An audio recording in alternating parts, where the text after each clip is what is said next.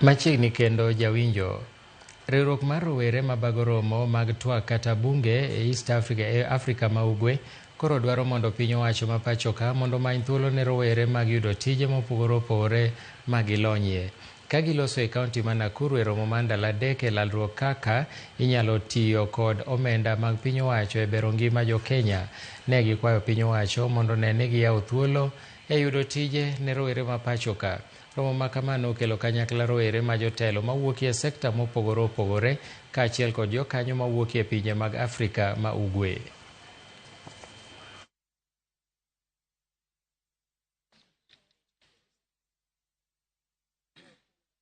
The main duty of this seminar was to see how we are going to incorporate the young people in the decision making, in the government, in the public sector, and also how we can help them also to earn the living.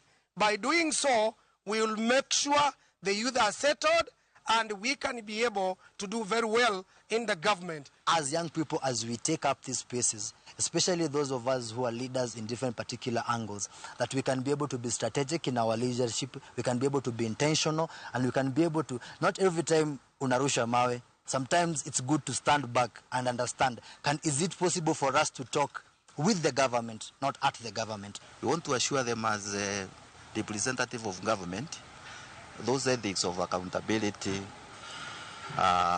fairness, the mentoring of our youth, offering strategic leadership in our various coordination laws.